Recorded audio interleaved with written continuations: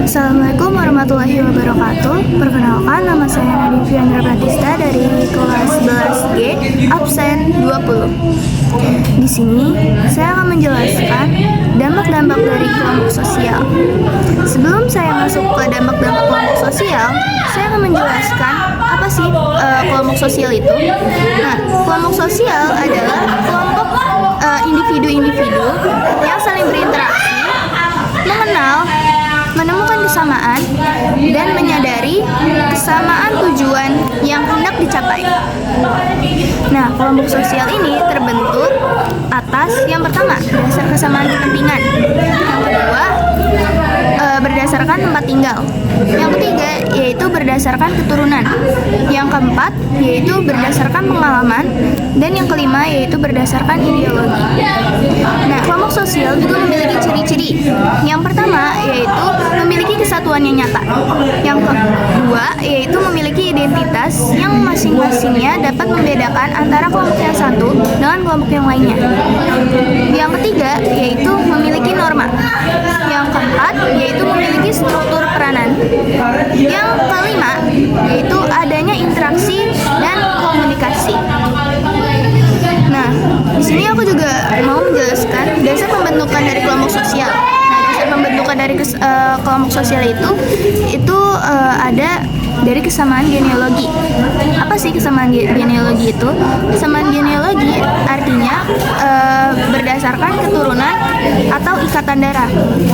Nah, contoh dari kesamaan genealogi dari kelompok sosial yaitu adalah keluarga atau marga. Terus yang kedua yaitu berdasarkan geografis. Untuk berdasarkan geografis itu dibagi menjadi dua, yaitu berdasarkan tempat tinggal saat ini, dan yang kedua yaitu berdasarkan berdasarkan daerah asal. Nah, contoh berdasarkan wilayah tempat tinggal saat ini yaitu faktor kesamaan geografis berdasarkan tempat wilayah tempat tinggal saat ini merujuk pada anggota yang saat ini tinggal di tempat yang sama dan berdekatan sehingga bisa saling berkomunikasi secara intens.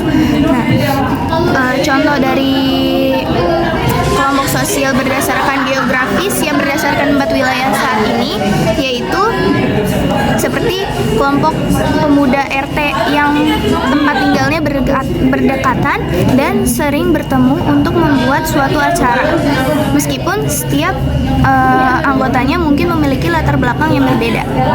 Nah, yang kedua yaitu berdasarkan wilayah asal. Kelompok sosial berdasarkan wilayah asal dibentuk oleh perantau dari wilayah yang sama ke tempat yang baru untuk memudahkan komunikasi dengan orang dari daerah yang sama.